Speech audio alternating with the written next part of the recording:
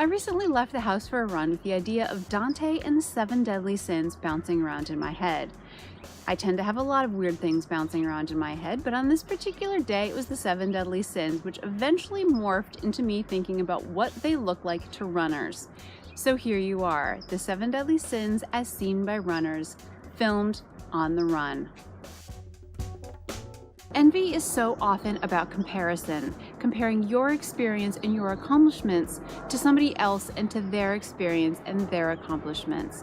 But you never really know all that much about their accomplishments, the effort that they put in to accomplish it, the hours they spent on the track, or where they are in their running journey. So comparing your experience and your accomplishments to theirs doesn't really mean anything. Sloth may not seem like a natural fit for runners. After all, we're runners, but if we go for a run first thing in the morning, it can be all too easy to justify our inactivity for the rest of the day. Our rest days are sometimes a little too restful when we know we have a 15 or 20 mile long run the next day. But one run does not justify our inactivity for the rest of the day, and you need to stay active throughout the day. At the finish line, don't take more than your fair share of food and drink. Sure, it may look like the race has tons of stuff, so you may think, what's the harm if I take 3 bananas and 4 yogurts and 3 bags of chips? But it's more common than you might think for races to run out of food and beverage by the time the slowest runners finish. So don't be greedy.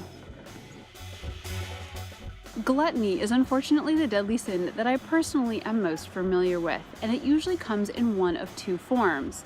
Either rewarding doing a long run with food, I have been known to have a cupcake as a reward for doing a long run, or simply eating all of the food because you went for a run, going out and having pizza and having a beer and having a cupcake and whatever else you want because you went for a long run. There is actually a name for this. It's called hedonistic compensation, and that is rewarding yourself for doing something virtuous. I am very familiar with this. As runners, the worst wrath is the wrath we turn on ourselves. We get mad at our bodies for getting injured, and then get mad at our bodies for not recovering fast enough.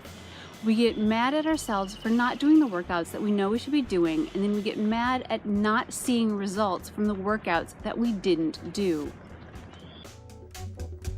For the most part, the internet and Instagram running communities are a great thing, but they do have a potential dark side, and that is pride.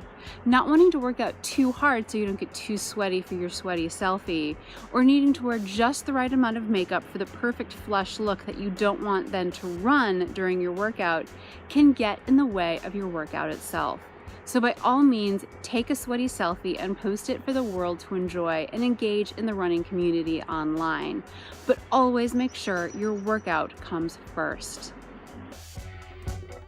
Some runners can become obsessed with running. They're going to run as often as possible, or they're going to run 1 or 2 miles every day, regardless of what it does to their bodies or their non-running relationships. While running is a really great thing, always remember to listen to your body and to rest when you need to, and to keep running a balanced and happy part of your life.